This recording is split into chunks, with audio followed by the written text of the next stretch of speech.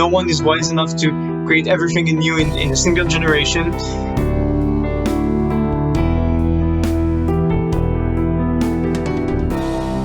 Hey there, thanks for coming by. This is Whistlekick Martial Arts Radio, and we're the traditional martial arts podcast that comes to you twice a week with different episodes, different people, different topics. And today, we have noted martial arts scholar and author, Shifu Jonathan Bluestein. If you're new to the show, you may not know my voice. I'm Jeremy Lesniak. I'm the founder here at Whistlekick.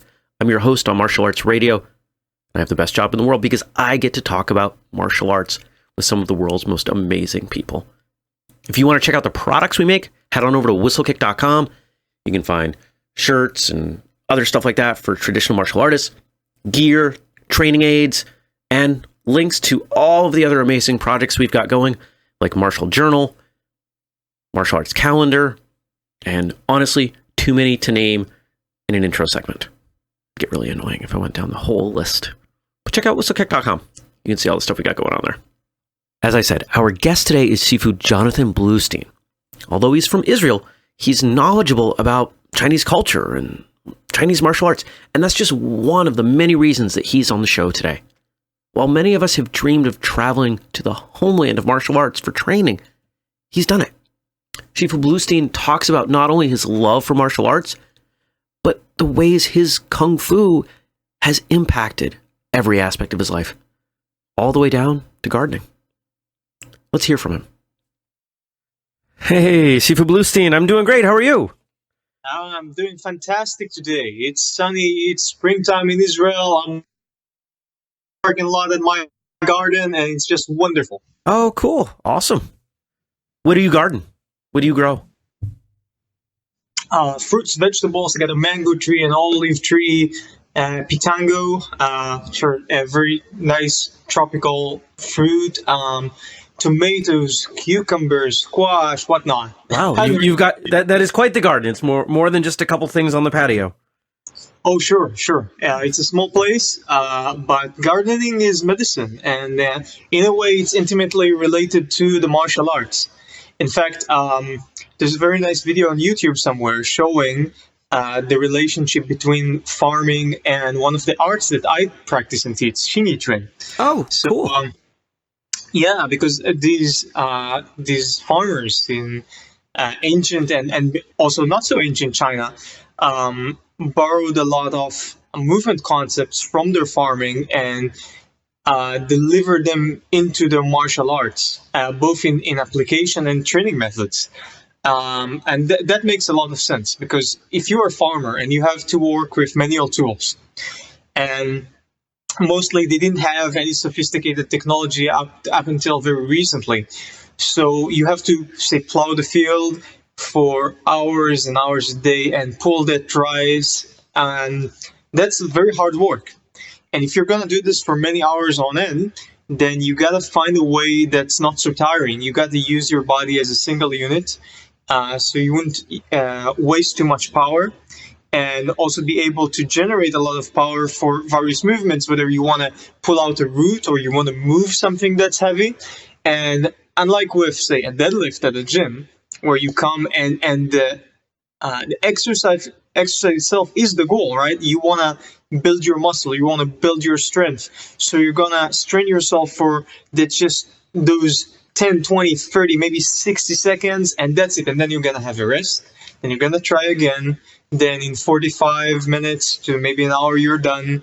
And then you get a day or two of rest, and then you can go at it again. That's very different than having to generate power and do so continuously for hours. So you got to work your body differently. That makes a lot of sense. Yeah. And, when we think about a lot of martial traditions, they do tend to come out of farming communities. A lot of folks listening that are familiar with Okinawan martial arts, whenever we think of the stereotypical Okinawan martial arts practice, it's family lineage and it's farmers. Yeah, that's very true. And also, we gotta get into the mindset of these farmers. Who are they? They're people they're community-based. There is individualism, of course, in any society. Even in a dictatorship, there is some form of individualism. However, you are codependent. you can't just pick a fight with anyone. And nowadays, we have our democracies, so-called, and not so much in some respects. We are not going down that rabbit hole today, that's for sure. Yeah, sure.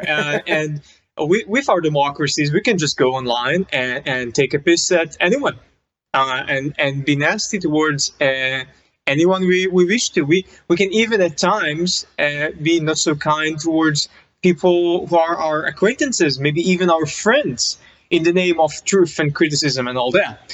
But if you live in a farming community and you know that you're going to piss someone off, maybe you're going to have a fight, and then the next day, maybe both of you are bruised and can't work and you're not going to have food, then it's a lose-lose situation. Or maybe you need to work together in the field and he's not going to work with you. That's also a lose-lose situation. So if you live in such a community, there is a different perspective to things. And this brings forth a different perspective in Okinawan and Chinese martial arts than it is maybe in some Western martial arts, because they're community-based. And you see that, some people, they might look at this from the outside if they don't practice these arts or they don't like what they do. And they say, oh, this is like, this is a socialist mindset or something like that. This is not something I would like to get into or like to do. But not at all. I mean, these people didn't create their stuff because they're influenced by Karl Marx. They're more community oriented because of historical necessity, and still proves very effective in traditional martial arts communities to this day. That's really interesting stuff. Now, you alluded to some things as you were just talking that make a great transition into why we've brought you on the show. You've spent a considerable amount of time and have some expertise, I guess is really the word, on training in China. And even, I think we can take a step back from the specifics of training in China and talk about training elsewhere, destination training, going to the home of your arts, if you want to look at it that way. And I'd love for us to talk some more about that, about what people can expect, why people would want to go there. So really, we just kind of had a good primer, completely unplanned, listeners. We weren't planning to talk about gardening at all, but, here we see yet again, the martial arts is everywhere. Mm-hmm. So, and going back to gardening for just 2 seconds, I use my martial arts in gardening all the time. I mean, if you work at gardening, you find out very quickly that your martial arts stances and the way you use your body as a unified whole is very useful and effective for a whole lot of things, especially if you have to dig things out the ground or dig into the ground. That's very useful. So you said I'm an expert on training in China. Maybe I'm an expert on Chinese martial arts, but I have not spent enough time of my life to be considered like a Chinese cultural aspect, even though I'm very familiar with it. And I'm saying this because Chinese culture is very, very different to ours, Westerners, and to really gain serious expertise in that kind of cultural setting, maybe someone ought to spend a number of years, 5-7 years in China and speak fluent Chinese to get the grips of it. I was there for less, though still for a considerable amount of time. So first of all, what brings me to China? I practice and teach 3 traditional Chinese martial arts. They are Xingyi Chuan, and Pi Guazhang, that come from northern China, and also Southern Mantis of the Jokulum lineage, which comes from southern China. Now, my teacher here in Israel, Shifu Nisan Oren, studied in the city of Tianjin in China for many years. The city of Tianjin has been a central location in China for centuries. It had even been the capital city of China for a while. And it's a major center for commerce, innovation, trade, culture, you name it. There are over 15 million people living there.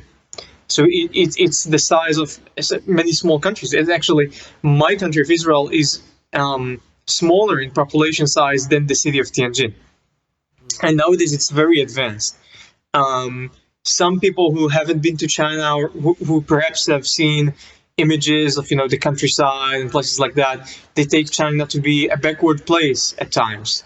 But actually, if you go to Tianjin, in some respects, it's as advanced or even more advanced than New York City, because you take a city like New York, and it's old in its infrastructure. Relatively speaking, the amount of new construction taking place is not that large.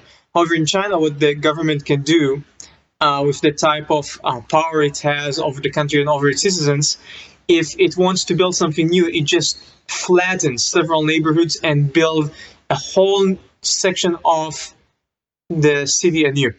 So if they build something new, it's big and it's going to be the newest thing that technology and money can afford, and they spare no expense. So when I went there in 2014, the new subway just opened. They already had a subway for a long while, and I went down that subway and didn't even have currency. They had this plastic coin system, which was very innovative. And then you went down the subway and you were traveling underground. And of course, you couldn't see anything through the windows. So the windows turned into 3D hologram advertisements, the likes of which I have not seen in subways and trains elsewhere in the world. And I'm quite well traveled. So that just gives you an example of how advanced some of the things they have are. Wow. So I got to Tianjin to study with my shogun, my teacher's teacher. His name is Master Zhou Jingxuan, and he's recently deceased. He sadly passed away 2 years ago from complications of a stroke. And Master Zhou had lived and studied and trained and taught in the city of Tianjin all his life. He also came to Israel for a month-long seminar, and he lived in my house. That's how I get to know him personally, and then I traveled to study with him in Tianjin. So that's what got me there. And I, like many other people who go to China and they're not quite sure what they're going to study, who they're going to study with, whether they're going to be at the temple or elsewhere or anything like that, I knew from the get-go, because of my teacher, that I'm going to see his teacher. It's going to be in a city where I'm going to see him, etc. So the path was clearer for me. And Master Zhou used to teach at Shifu Park. Shifu Park is a very big, nice-looking park and at the center of Tianjin, and it's a meeting ground for a whole lot of martial artists of different styles. And he'd been training there in other parks since the age of 9, and had studied with many teachers and taught several martial arts, and was really a martial arts prodigy. So that's what brought me to China. Cool. And would you like to ask something? Yeah. So we're kind of going to go in I think two parallel tracks here as we talk about this. We're going to talk about your specific journey, why you went to China, and things that happened there. But I'd also like us to kind of back out some general knowledge for folks that are listening, because there may be some folks listening who train in your styles or similar styles that might want to go to the same places and have a similar trip. But I'm going to guess that most of the listeners are not.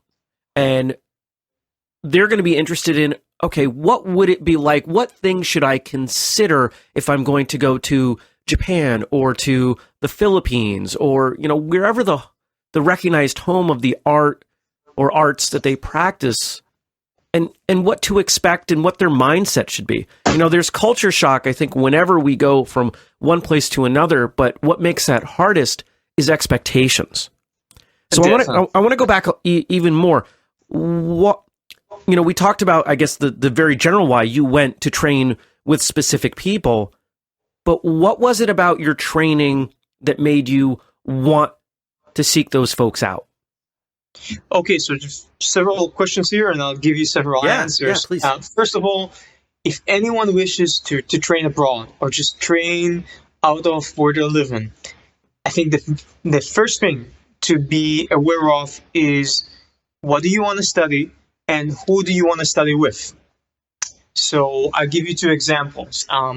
First, if you don't know what you want to study, there was one Israeli guy. He went to Master Zhou in China, my teacher's teacher, and he kind of didn't quite figure out what he wants to study. So he came to Master Joe and he told him, I want to study your Xingyi trend. Master Joe said, okay, so what do you want to study with the Xingyi trend? And he said, everything. I just want to study everything. And Master Joe asked him, okay, how much time you got? He said, 2.5 months. I said, okay, you got 2.5 months? I'll give you everything I can. Because a lot of traditional Chinese teachers, what they believe is, I'm just going to give you what you ask for. It's a thing in China, in Chinese culture. A lot of people, they're not... If you want something badly, then a Chinese person would often assume that you have good judgment, even if your request is ridiculous. Even if your request is not what he thinks is right, he would respect your opinion and your judgment. Unlike perhaps in the United States or in Israel or in Europe, or, take the restaurant example, okay? Maybe you want to take something out of a dish, you think you wouldn't like one ingredient. So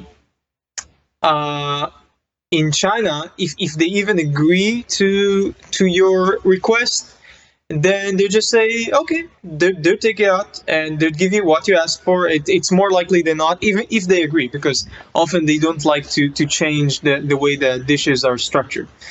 But, in the West, if you're in the United States or Europe or Israel, then it's very common for the way to tell you, but this ingredient, it's really good tasting. Maybe you'd like it. Maybe it makes the dish better. Maybe you should give it a go. So they actually try to bargain it with you, and they sort of slightly, in a very gentle way, argue with you over it. So that's something a traditionalist Chinese person, would often not do. So that guy came to Master Joe. He told him, I want to study everything in 2.5 months. He said, okay. And he taught him most of the curriculum in 2.5 months. The guy trained, and he's gifted movement-wise, and he had a lot of experience with martial arts prior. So when he taught him the movements, he kind of got the movements. But it's all empty because you got to build up your basics, and that takes years. And you can't just throw the curriculum at someone. He can be maybe a most excellent ballet dancer, so he can take in all the movements. Doesn't mean that he has the art. He just has empty movements, and he would forget most of it. And that's what happened. The guy came back to Israel, forgot most of what he had learned, figured out that actually he hasn't gotten the basics. So he went to my teacher and asked him to teach him the basics from the very beginning, and very slowly this time. And he had the most wonderful experience in China, training and all. But he wasted his time essentially because he could have focused on far fewer things and got them done right than studying the whole curriculum and getting next to nothing. So that's why it's very important to know what you want to study, and you also want to know who you want to study with, and you want to figure this out before you make your travels, because otherwise you can be taken advantage of. Think of a tourist in your country, whichever country the listener is from. Anyone who's a tourist can easily fall into a financial trap, or can be easily lied to because they don't know the culture and the environmental setting. It's very common, to see newly immigrated people fall victim to all sorts of, financial schemes and cons and whatever. It's the same for you. Don't think you can't fall for it, because if you're a Westerner and you come into Japan or China or the Philippines or whatever, if you don't know the people and you don't know the culture, then you can be easily manipulated by people to believe that what they're selling you is authentic, it's legit, it's what you want, and then spend anywhere between a week to several years doing something that's just wasting your time. And you wouldn't be able to figure it out quickly. Unless someone else tells you that, or oftentimes people would just think, oh, it's just what he wants, so no one would say anything, and then suddenly you wasted 5 years of your life with a teacher who's selling you a so-called lesser product. Not that martial arts, I don't like to think of martial arts as a business or a product, but as an analogy. And then you figure out whatever you had studied with 5 years of training, you could have gotten in 3 months with another teacher who's far more skilled and who also you like better personally, on the personal level. Sure. So let's go back, because you gave the example of the individual who went to China and really didn't get what he had wanted, didn't come back with, I guess we could say didn't come back with knowledge. He had experiences, but didn't retain that information. Is it fair to say that you are discouraging folks from learning the basics of an art in travel, that they should have a foundation, and that it is to improve the art that you would travel and train with folks? I would say this. If you are a complete beginner at a certain martial art and you wish to travel abroad, then do so for a very minimum of 3 months. And it's better if you can stay for at least 2 years, that's best. If you are a complete beginner, you don't know anything or next to nothing about a certain martial art you want to study. But otherwise, if you already have the basics nailed down, you've been practicing for a while under a qualified teacher, and you're going to study with someone who's affiliated with your teacher and teaches something that's similar, and you've been training for a while, then maybe you can go for as little as maybe 2 or 3 weeks. That would also be a useful period of time for training for you. But especially if you're going to train for a shorter period of time, it's very important that you do so intensely, that you practice for several hours a day, because if you've already traveled and spent so much money and effort and time on this, then at least, push yourself to train a bare minimum of 2 or 3 hours a day, so you can get the most you want out of that experience, and ask as many questions as you can. And also, it's very good, if possible, if it's allowed, to take as many pictures and videos as you can to take back with you to reflect upon once you're back in your homeland. And all of these things would be very helpful. I see a lot of people, they come to China, they have this fantasy, they train half an hour a day, and the rest of the day just go about eating good food and visiting tourist attractions, which makes for fantastic experiences. But you came for the martial arts, right? So, go for it. That's a great delineation, and I like the words that we're using here: an experience, a travel experience, a vacation, I guess some would call it, that has some training component versus I'm going to study. It's an intensive experience. I can't speak to other parts of the world, but I know here in the US, I have a number of friends who have been on intensive academic tours. They go to Peru and live there for 2 weeks speaking nothing but Spanish in an effort to learn Spanish, or to travel to other cultural centers, to invest that time to come away with some well-founded knowledge. And I guess if we're going to look at martial arts travel in the same way, you really have to jump in with both feet and invest as much of the time as possible into taking those experiences away, as you're saying. So that makes a lot of sense, but admittedly, it wasn't something I'd considered when we started talking about it. I've always had this dream of, going to Japan or to Okinawa and spending a couple weeks there and maybe training 2 or 3 times in a week as I would here. But I'm realizing now that that's not really worth all of that investment. Maybe I'll have some fun. Maybe I'll meet some people. But if I want to learn as much as I can, that has to be the top priority. Yeah, another aspect to be taken into account here is that Asian peoples, in my experience, often are not so quick to trust as Western peoples, because I know perhaps it's assumed in Judeo-Christian culture that we come from the same foundations, especially among Jews. I'm a Jewish Israeli. If you meet another Jew, they just randomly expect you to be a part of their extended family, most often. But in Asia, you have to establish something called guanxi in Chinese. Guanxi literally translates as relationship. So it's a relationship of trust. And it's created when one side in the relationship provides a favor for the other side. A favor can be something you do for someone, or a small gift, or just being forthcoming in a very specific way. So let's say I'm on the street and I seem baffled. I don't know where to go. And some Chinese guy sees me, and he's been interested in and becoming friends with some Western people because maybe he needs to improve his English. Maybe business-wise, he needs some connections with Western individuals, which are difficult to get sometimes if you're native Chinese and you don't speak English well. So he sees me all baffled on the street, and he comes to me and he helps me out. He's being very kind, and he doesn't ask for anything in return. And he would show me the way, and maybe it's very common in China, he would even take me where I need to go. And then in the end, we talk a little bit, maybe for 5 minutes, and he gives me his business card, and I give him mine. And then he kind of knows in the cultural context that he lives in that now we sort of have guanxi, that relationship, that now he has my business card. Maybe a week later, he would like to meet with some British guy. And he needs to explain something to that British guy that he cannot quite put into words in English. So he knows that maybe he can give me a call and I would explain it to that British guy for him. Because now I kind of owe him a favor in that relationship, in that guanxi. And now that we have exchanged 2 favors, he gave me one, I gave him one, now the relationship is strengthened.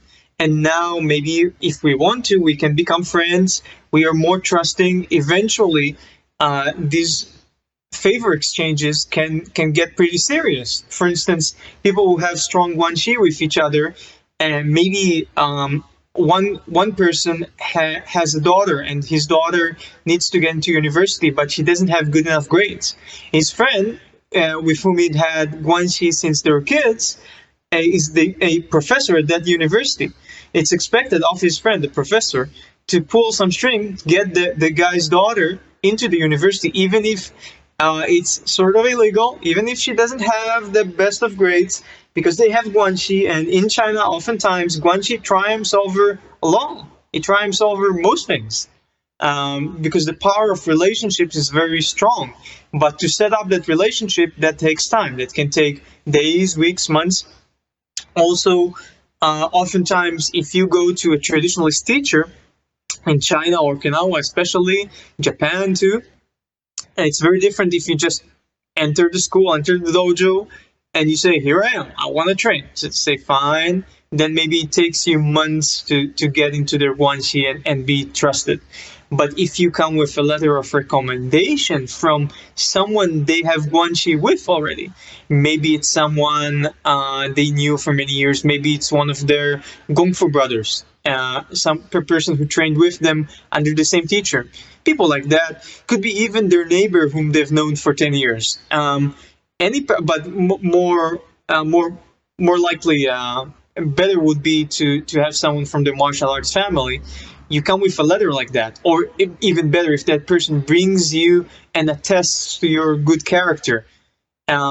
This is a prime entry ticket. This is much better than just coming in, because a school might be commercial, but it doesn't mean that because you have the money and you can pay and they're going to teach you that you're not going to have that guanxi, that relationship. That has to be built.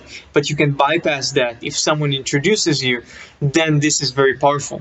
So this is also very good for consideration. If you're going to see a teacher, and he's a traditionalist teacher in the East, to have an introduction by someone is very important, and it's going to save you time and the money, and that teacher is going to take you far more seriously. Imagine you have a childhood friend you knew for 30 years. You met the guy almost every day for 10 years, then you kept in touch for 20 years. You trust him completely. Maybe he's the godfather of your children even. And then that person tells you, oh, I have this guy. I really like him. He's bright. He's dedicated. This guy can study with you. I'm sending him your way. Please take care of him. So you're going to take this seriously. More seriously than if someone just comes off the street and says, I want to train today. Say, okay, fine. Maybe he comes back or not. And maybe he pays, maybe he doesn't. I don't know how serious he is. Very different. Interesting. This is all great stuff. And I'm sure that just as you're doing so with me, some of the listeners are kind of having their perceptions blown up. And that's why, we had talked about what we were going to talk about today. And that's why I'm glad we settled on this, because I think a lot of times, and I've talked to people who've done this, people will go and they'll go somewhere to train and they don't get what they were hoping for. So the goal here today, listeners, is to give you some things to think about so you can better plan out any kind of international destination training, or honestly, even domestically. Training, going anywhere to train on a temporary basis carries some pitfalls with it. If you think back to the first time you went to train somewhere, maybe that, I'm assuming that was China. Yes.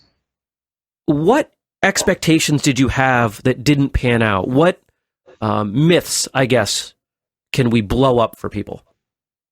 Well, just about everything. Okay. Wow. Okay. That's a long list. Yeah. I'll tell you why. If a culture is very different to ours, what are your expectations built upon? I mean, you've seen some movies, you've read some books, maybe, you've heard some stories. You never really get it until you get there, until you physically land in the place. When you see the people, you smell the smells, you view the sights, you can touch everything. Everything is different, especially in China. You're like an alien. I mean, when I was in the city of Tianjin, or maybe now it's a bit different, that you could walk for an entire day in that city and not see another Caucasian. Not a single person. And not only that, it's not only that there are no Caucasians around, and I don't mind it racially or ethnically or at all. I like the Chinese people a lot. It's just that you're like an alien among them because you're the only person who looks like you do. And then on top of that, there's barely anyone in the entire city who can speak your language. Hebrew, forget about it, of course. And English, well, you'd be hard-pressed to find any Chinese person who can converse more than 3 or 4 sentences fluently in English. In the city of Tianjin, maybe 1 in 1,000. You can find them, but it's quite difficult. And the standard of English spoken in China is still very low, unfortunately. They're working at it. The people in the government are working hard at it. But they got 1.5 billion people to teach English to. That takes a whole lot of time. So the level at which an English language professor from the university is at, and I've spoken with such people in China, is about the level of an Israeli high school graduate who speaks English. So that ain't too high, yeah, and that's a professor. So you land there and everything is different. Every single thing you see, you experience, the food, incredibly different. And it's not even like the Chinese food you eat at Chinese restaurants, because people maybe not know this, but Chinese food that we think of in the West, usually, more often than not, it's Chinese American food. It's Chinese food. First of all, usually from southern China, because China only opened up fully to the West and gradually during the 1980s and the early 1990s. And that means most of the Chinese folks that people were encountering in, for instance, Europe or the United States, were immigrants from southern China and places like Hong Kong, which are more open, or Taiwan. And so you're used to Southern Chinese cuisine and Southern Chinese dialects when you hear them, and which sound very different to what you encounter in Northern China, and the Mandarin, which is the prominent dialect today in China. And then the food, what they did was in the United States, they mixed their native cuisines with the American taste buds, because they had to sell that food to Americans, and Americans weren't so fond of that native Chinese cuisine, so they changed it a little. And now what you got is Chinese American cuisine. You get to China, it's very different. The people, the way they behave. You go to the restroom. When I went to China on my trips, you would still squat to do your stuff in a hole. Unless you're at an airport or a fancy hotel, you're going to have to squat and sit down. And even the 80-year-olds do it, which is a shock. And it's dirty and it's not as hygienic or comfortable as what you're used to. You're at an airport, you go off the plane. You go through these detectors that detect if you have a flu. That's crazy. They have machines you have to pass through, and then if you have a flu, they supposedly they detain you. That's crazy. So and the entire airport, if anyone had been to the airport in Beijing, which is the capital, they're now building a new one, so there's going to be an even more impressive one soon. The entire airport has this dome, this one roof covering the entire airport. And it's just very impressive and very different. The smells are different. Culture is everywhere in China, which is also different. So in the United States, you go through a city. So maybe you see a sculpture here and there. Maybe there's an art museum. In China, you set foot out the plane, and everywhere there is art. If there is gardening at the airport or in the city, which is also everywhere, then every small tree is a bonsai tree. So, bonsai are just regular trees which are kept small and trimmed in an artistic fashion. So people think that you buy special seeds. No, it's regular trees just kept small and trimmed artistically over many years.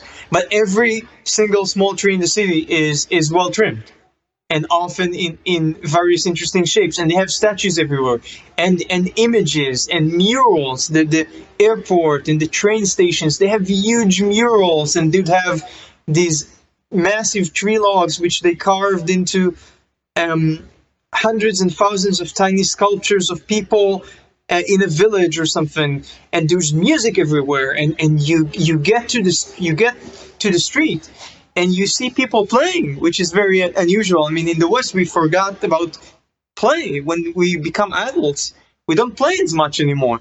In China, after 5 or 6 p.m., people just are already home from work, and they go out in the street and they play. They just play with each other, whatever. It could be chess, checkers, tennis, even on the street, and the jumping rope, and then in the early mornings they do this also, usually between 4 and 7 a.m. They wake up very early, and they go to the park, and they all play. They play martial arts, they play instruments, they sing, they dance. A lot of people dance. They have these giant yo-yos which they move about in the air. They have all of these skills. It's like an entire culture devoted to play and to art. And it's not new. It's something. It was even more impressive back in the day. It was suppressed to an extent by the party for a few decades, and now it's coming back. But they all have what we call in Chinese gongfu. Gongfu is a high level of skill acquired through hard work. So essentially, almost probably over 95% of the Chinese population, at least that I've seen, they have at least one hobby, often more, that they've gotten to a high level relative to a regular person who can do it or can just do it to a limited extent. And they go about on the street or in the park and they do it. And all of these things are very different. And when I was sitting across the world in Israel and reading about China, there was nothing about this. No one was telling me about this.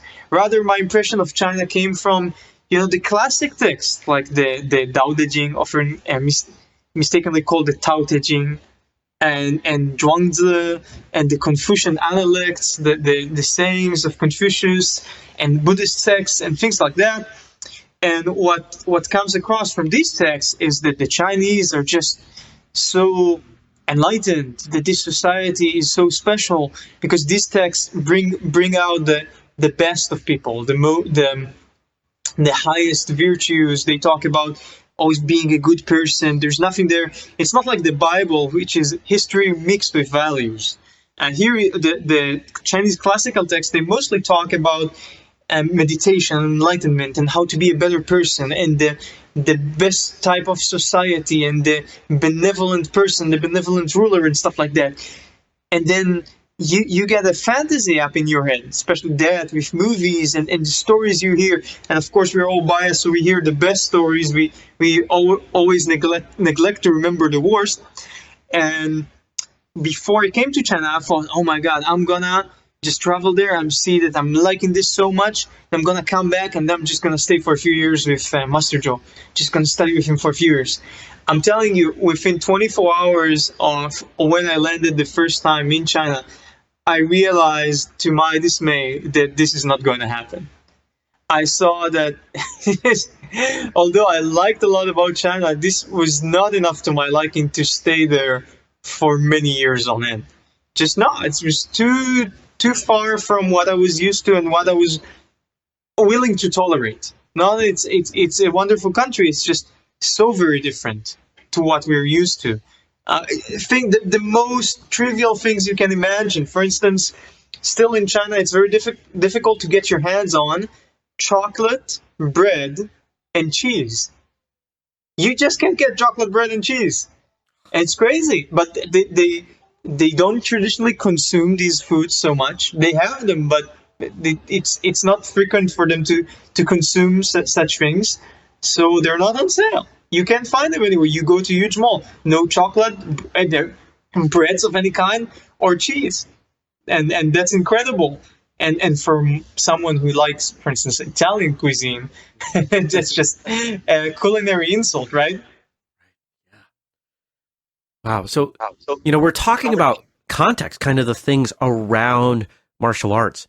And one of the things that we don't talk about too often, either on this show or admittedly conversations I haven't had often with other martial artists, is the context from which the arts spring up. And these are things that can be quite relevant, especially if you're someone who is a fan of history or appreciates the history of their arts, which I know you are.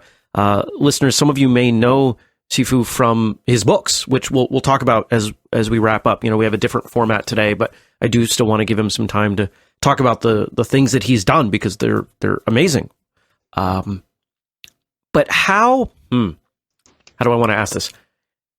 How important is it for you as a martial artist to understand the culture and the heritage from where your martial arts came? I think this is extremely important. In a way, you're already doing this. Anyone who's practicing traditional martial arts is doing this by just going through the motions. Because you're literally walking in the footsteps of your martial ancestors. That's exactly what you're doing. They have laid out their footsteps for you. That's the steps and the stances and the movements, and you just walk through them. So you take a walk through the forest of their mind. You take a walk through their manner of thinking. You take a walk through their life, through their personal development. And through that, your body and your mind intuitively understand, where did these people come from? What were they about? And if you do this long enough, for many years, for decades even, then you come to embody that person which predated you in your martial arts lineage. That's part of the power and strength of traditional martial arts, because you maintain a continuity. Of course, traditional martial arts should evolve and change with every single teacher whose worldview of teaching. But still, because there is this continuity, then there is a living core within the art that is passed on from one generation to another. That being said, you will never fully comprehend, not even at 30%, what these people, your martial ancestors had truly meant, unless you study their culture deeply. To study their culture, it's important to engulf yourself in that culture. The best way possible is to live where they lived and eat what they did and smell what they smelled and be with the kind of society that they had been with. That's not always feasible. It's just the best way you can do it. It doesn't mean that's the only way. Another way, which is very important, is to pursue a scholarly study of not just the martial art, but the culture that surrounds it. So these people, they don't just come with these motions and these training methods and these movements and these abilities for power generation and rooting and building up their so-called internal power and their structure out of thin air. They have inherited a lot of it from their martial ancestors, but they're also very much influenced by the culture they live in. And if we're talking about Chinese people, then they are influenced by three schools of thought primarily. And these are Confucianism, Taoism, and Buddhism. Now, Confucianism, Taoism, and Buddhism, they work together in China nowadays, at least. Each fills in a niche in Chinese culture. So Buddhism deals with individual psychology. So the concept of Buddha, the Buddha was a person, a historical person, but the word Buddha means just the enlightened one. Okay, so the Buddhism deals with how do I enlighten myself. A person that, I mean, not a lot of people become enlightened, but just be more enlightened, relatively speaking, than you were a day ago or 10 years ago. That's good enough. But that pertains to a person working with himself, you know? And how do I improve? How do I avoid illusions? That's a big thing in Buddhism. So there are illusions in society. We tell ourselves all sorts of lies and things like that. And society creates an image for us of reality, which is not the true image. So how do I work on myself, for instance, meditation or martial arts practice, to get into the source, to find what in Zen Buddhism is called the manner in which I looked before I was born. Not to mean how I looked when I was a fetus, but how did I look before I was born, in the sense of how did I look before society poured its ideas into me. So that's in individual psychology with Buddhism. Then Confucianism deals with sociology.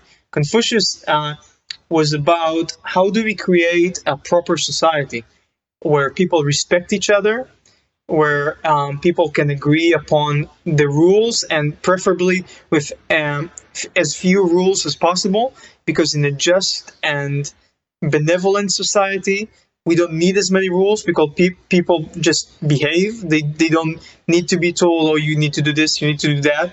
It's just a more upright society. And an upright society, according to Confucius, is being maintained and created through having upright people. Confucius calls this concept the junzi. Junzi is the gentleman, the virtuous person, the benevolent person. So if every single one of us in society is benevolent, then all of society becomes benevolent and virtuous. And he also says if the leaders are virtuous and benevolent, then the people would also like to be the same. And if the people are so, then through the people would rise virtuous and benevolent leaders. So you see, he talks about society rather than individual psychology. And he also talks about doing. Yeah, how do I change the practical stuff in everyday reality, not the shape or the thinking within my own mind. So that's different. And then you got Taoism, and Taoism deals with so-called metaphysics. Taoism deals with the relationship between man and the universe. So Taoism asks, what are the guiding principles of the universe? It's like dealing with, many compare Taoism nowadays to quantum mechanics. If I can understand how things work, what are the guiding principles of things, then I can understand how everything works. And for this, you don't really need learning, you need understanding. So Confucius tells you, oh, you need to study a lot of books. You need to be very scholarly and highly educated. Then the Buddha tells you, you need to dig very deep into your own mind, into the minds and hearts of other people, and you need to really understand the human psyche. And then Taoism says, oh, it's all nonsense, you know. If you understand how the universe works, then you can understand how people work and how gardening works, how martial arts work.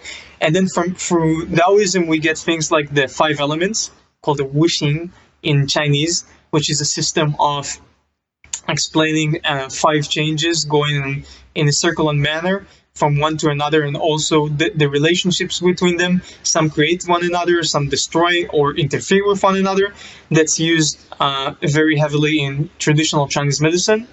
And also Taiji is the symbol containing yin and yang, the two fish so-called chasing each other, the white dot within the black dot within the white. So yin and yang and the five elements are basic tenets of Taoism.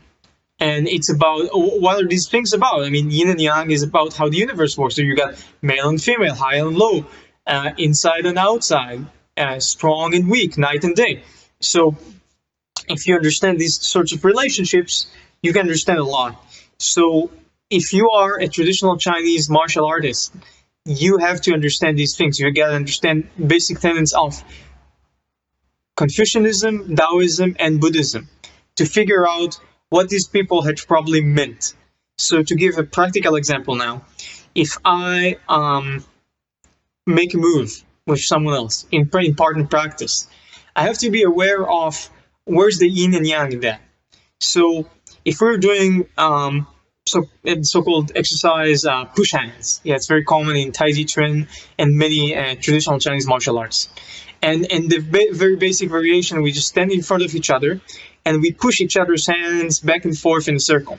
I push towards the other person's chest, then he diverts, he pushes towards me, I divert, and we go in the circle with our hands, pushing against one another, trying to not use too much power, just be soft and flow with each other, while still maintaining our structure and keeping our routine.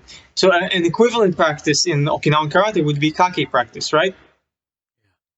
The one where you go back and forth with your hands, very similar. Mm-hmm. So when you do this sort of practice, when my palm faces towards my partner, palm faces towards the partner, then my palm is yang. Okay, yang is male, it's more aggressive. Okay, and it's trying to get at him. When my palm faces towards me, this is yin. So it's more feminine, it's more yielding, right? Right. So what I want to do in that sort of movement, I want to create a balance between yin and yang. If the person is coming at me with yang, so there's someone standing in front of me and he pushes against my hand and his palm is facing me. So his palm towards me. If I put my palm facing against him, so my palm faces him, his palm faces me, then this creates a scenario of strength against strength, right? We're kind of clashing.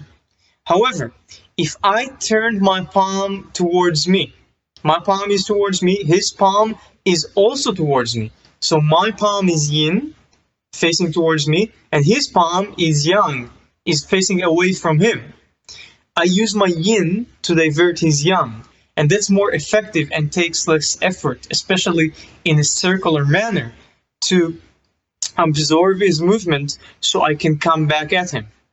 And it's not just yin and yang, because the palm, it doesn't just flip to one side and the other side in a moment, but I continuously rotate the palm back and forth towards him and towards me, and continuously keep rotating it throughout the movement. The more yang he is, the more yin I am. The more yang I am, the more yin he is. This is Taoist influenced movement relationship. And this exists within the traditional Chinese martial arts to a very prominent degree, especially in the internal martial arts of China. And this is a basic tenet of Taoism, which I teach in actual movement to beginners, oftentimes during their first class. If you understand this, then you have much better instruments for comprehending what your martial ancestors had meant. Nice. Cool. As you're talking about those three philosophies, I was kind of struck that to be a complete martial artist, I want to look at what I'm doing, and I don't know if you had this intention, but I want to look at my training, my practice, the techniques that I'm doing through all of those lenses, through the Taoist lens, through the Buddhist lens, because I think it gives me different insight into not only how I would practice, but how I would apply and how I would develop as a martial artist. And that wasn't, this is a thought that is new to me, so it's a little unformed, but I like having those doors open. So that's pretty cool. Thank you. Sure, you're welcome. And I think each of them fits in a different spot on your martial arts training and curriculum. So, for instance, I just gave an example of how Taoism would be applied to an actual movement practice. Maybe Buddhism is something you'd like to work on when you work on meditation, because Buddhism asks the difficult questions about who you are. And that's something that maybe that's difficult to get into while you're trying to hit somebody or defend yourself, but it's a very good paradigm to use in meditation. And then, if, for instance, if you manage to reach a very important conclusion about your life and who you are through meditation, then that inevitably helps your martial arts. Because if you're lost, if you don't know who you are, you're going to be a stiffer person. That's just a fact. If you're at ease with yourself, if you have more self-respect, self-esteem, things like that, then you're going to have an easier time to relax, to breathe better, and then your movement improves, even though that came from your mind. So that comes from, for instance, meditation training. So you use the Buddhism for meditation, then Taoism you use in actual movement, and the Confucianism you can use to better manage a martial arts community. So Confucianism talks of virtues. Who's a benevolent person? Who's worthy of being a leader, of teaching? For instance, Confucius said that the person worthy of being a leader is one who continuously goes back to the materials he'd already studied to be able to extract even more from them. And that's very wise, because what we do often, we have videos of our teachers, we watch that video once, then we forget about it for 20 years. So we read a very, very important book, not just any book, but a book that's fundamental for our understanding of the world or of martial arts, then we just forget it exists for the next 30 years. But actually, if you go back to these things in a year or two, or maybe after even 6 months, then because of your renewed understanding of the world and of your martial arts, you'd be able to extract more from these things. And the person who does this can become a far better teacher.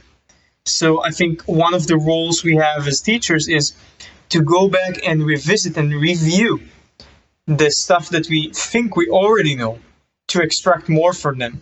And that's known, you know this, and I know this, and everyone who's been teaching for a while knows this, that once you begin teaching, then you actually learn more by teaching often than you had learned from your own teacher. Because by teaching the art, you can get more, because you review what you thought you already knew. But when you teach it to others and you review it again and again and again, then you can extract more from it. So that's one example. Another example is just creating the proper relationship and hierarchy between people at your martial arts academy. So in Japanese and Okinawan martial arts, that can be maybe by belt rank. In Chinese martial arts, that's more akin to a family relationship. So you got the teacher in a very traditional martial arts school like mine, and the teacher is like a father figure. And then the students, initially they're more like customers, but they're still treated like family friends.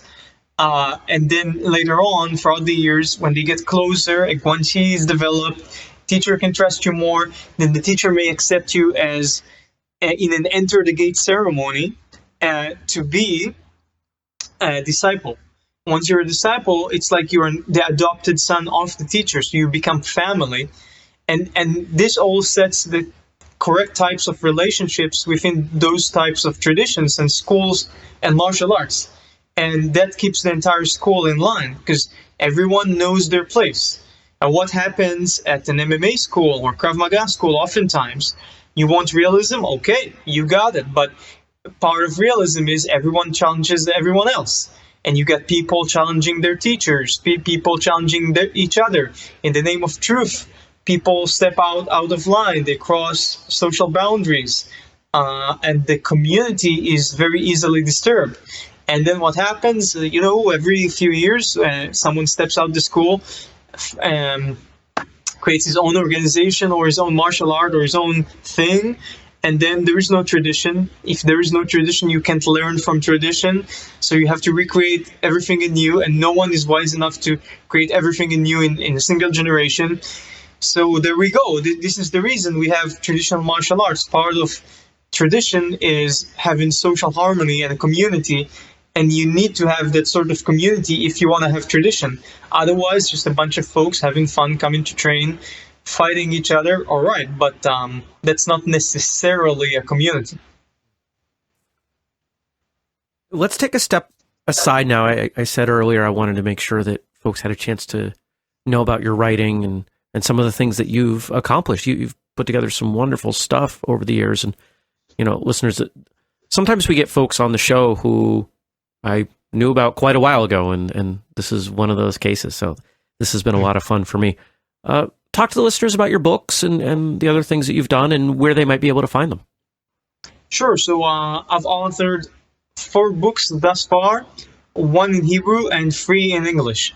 My Hebrew book is an interesting project. It's free for download. So if you can read Hebrew, you can go on our website. That's tianjin.co.il. That's tianjin.co.il. And the website is in Hebrew. And there on the book section, there is a link to the book that's directly to my Dropbox. And this is maybe 420, 430 page book in Hebrew about the martial arts. And the reason, and I keep updating this book, it's alive. It's not something I published and then I let be. It's like a blog in the form of a book. It has chapters, it has table of contents. It's very structured, but it's somewhere in between a book and a blog. I don't know that anyone had done anything similar in the martial arts.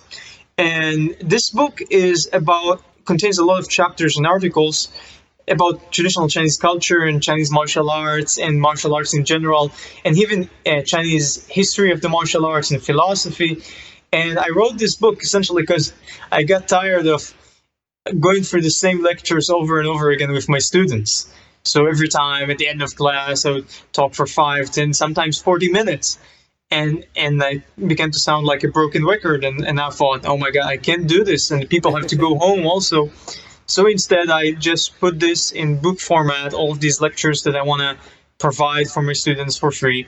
And they can go online and just read it, download it to their computer. It's very convenient.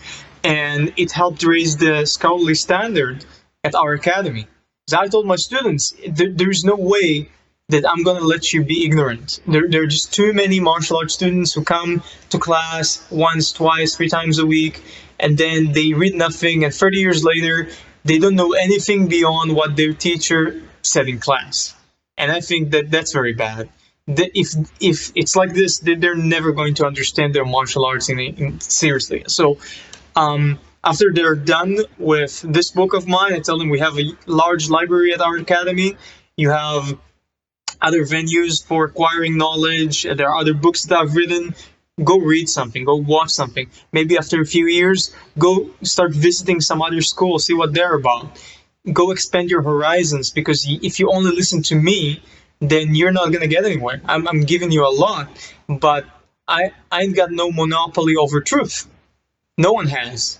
So you have to learn from other people as well, from their writings, from their videos, maybe from their classes if you'd like. If you've studied long enough, you can also go do something else. And I'm not a dictator in that respect. I think that either you begin studying another martial art with me if you'd like, or you go study another style. That's all good.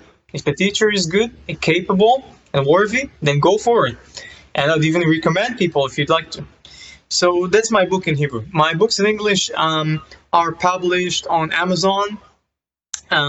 One is sort of a cross between a book and a booklet, which covers a self-defense system for women, which I've co-authored with my sovereignty Shifu, Sapir Tal. So that might not be an interest for most listeners, but if you're still interested, it's called Spiky, Your Edge in Self-Defense. Spiky is like the word spike with a Y at the end. Spiky, Your Edge in Self-Defense. That's on Amazon. The other 2 books, which are of much greater interest to our listeners, most probably, are Research of Martial Arts and The Martial Arts Teacher. Now, these are works that I have given a lot of thought to. What I would like to provide people with my books is something that would be worth the time, worth their money, would give them serious knowledge and information. You've probably, Jeremy, you've had the experience of reading books by very good martial artists who are not as good at putting what they know in writing. So you end up reading 300 pages, and then there are maybe 30 really, really, really good pages. But then the rest is just like, you just gotta sift through the rest to get to the good stuff. I don't usually spend much time sifting.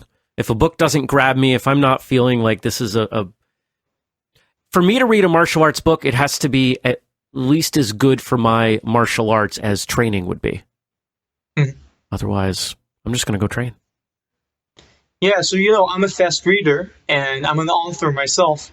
And in order to be a better author, I've sifted through hundreds of books. Yeah, sure. To just get the vibe of what other people are up to, their ideas. And I truly believe there are many, many good books where there are just a few really good ideas covered by hundreds of pages of maybe not so good ideas, or at times just talking about their life or other things which might be irrelevant. So my books aren't like this. In my books, I'm trying to convey really good information from the get-go. With every single page you turn ought to be something to be learned or to be used. So it has to be either interesting or actually technically useful for you in your training or your teaching. So Research of Martial Arts is a book about the theory of martial arts. It explains, it's like, in physics, they work at a unifying theory. They're trying to come up with something that would explain how all of physics works together, Newtonian physics with quantum physics and everything together. And it's very difficult to do because you're trying to bring together several different languages. So we have the same thing in martial arts. We all come from different cultures, different lineages, different languages we speak. So the research of martial arts tries to do some order in this, make some order, and bring together the theories and ideas from many different martial arts and explain what they really mean, how they're similar, how they're different. And especially Research of Martial Arts explains what the internal martial arts of China mean. What are they about? What is structure? What is qi? When you generate explosive power, what is meant by that in these internal martial arts? What makes, there is no agreement whatsoever, if you go online or read in books of what internal power is or how you generate it, or if there is even one type of internal power, which there isn't. That's the thing, because we got so many different lineages, methods, styles. So my thesis in this book, Internal Power, is many things combined, and I explain what these things are for practical examples and stories and training methods. And my books are by no means manuals. They are geared towards being read by people who already train, who have trained for a while, and they want to understand their martial arts better. So Research of Martial Arts is about that. It also includes many interviews with prominent masters of the Chinese internal martial arts and others, which are fascinating in their own right, and it's just a most interesting book. I'm biased, of course, but you can go on Amazon and read the reviews for Research of martial arts, and you would see for yourself. Then The Martial Arts Teacher is a book I've written from my perspective as a martial arts teacher, trying to convey what teaching is about for me and what teaching is about in the traditional Chinese sense. So things like Guanxi that I just explained on this podcast interview, this is something that's seldom explained in the traditional Chinese martial arts, even though it's there, and it's deeply embedded in that sort of tradition and culture. So a lot of things like that. What does it mean to be a Shifu or Sifu in Cantonese, a traditional Chinese martial arts teacher? How do you create a virtuous, benevolent, positive, happy community of cooperative students? How do you keep those students? How can you convey traditional teaching of any martial art, not just traditional Chinese martial arts, to children and adolescents?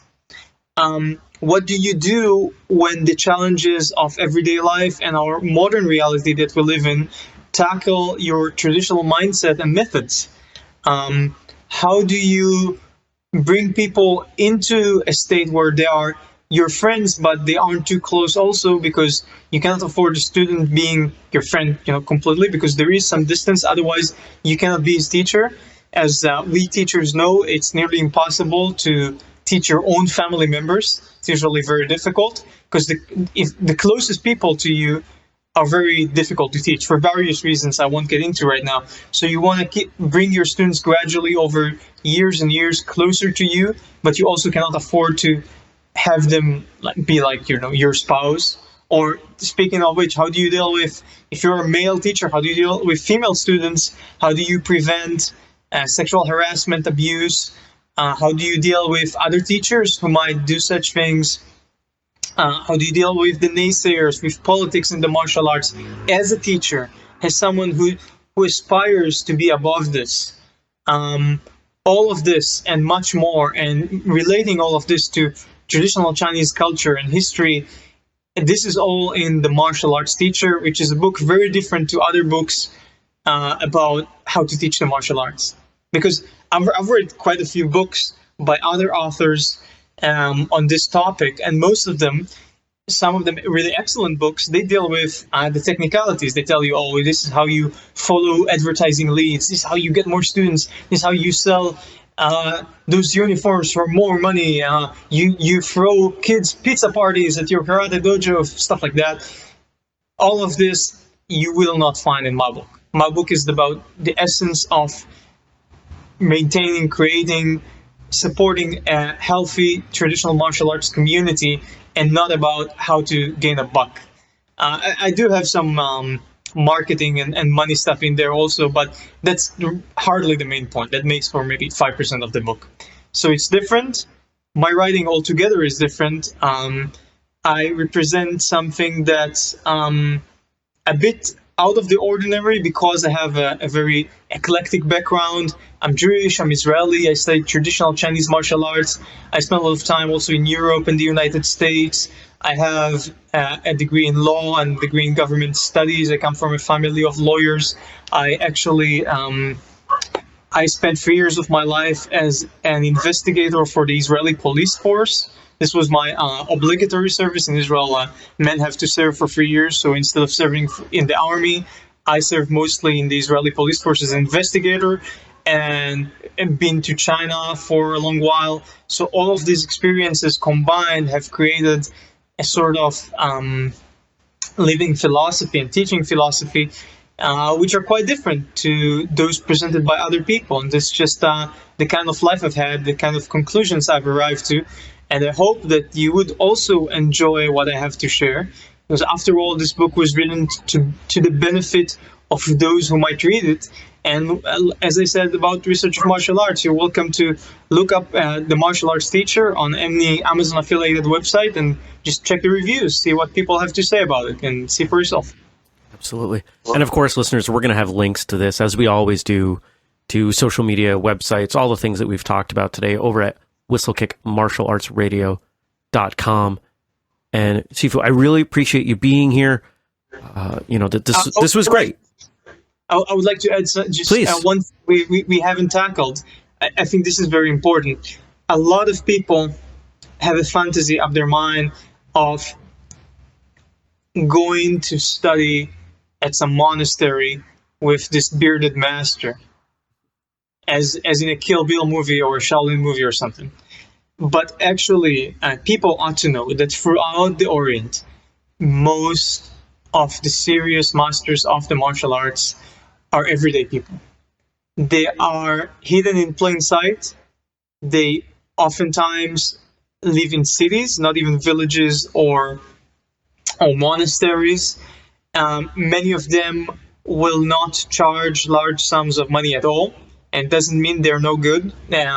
They don't have that sort of financial mindset that you'd have in a place like the United States. They have a day job, and maybe they don't teach for money at all. Maybe they don't charge a lot because they're looking for good students. They're not looking to get rich. For them, it's a part of their culture. It's like you go to a rabbi and you think the rabbi that charges you $1 million to teach you the Old Testament is the best rabbi. No, actually, the best rabbis are often those who teach you for free, because they just want to teach you what they know. Because for them, it's a cultural thing. It's also a religious thing for them. It's not a venue for making money. So do not be solely attracted to this fantasy of arriving at a mountaintop, studying with that bearded master. Oftentimes, more often than not, that's just a fantasy, and these are not the best teachers to study with. And actually, if you do your research, you would discover that places like Wudang and Shaolin nowadays, where there are temples and they do teach the martial arts, I won't get political here, but they're not the best places to learn.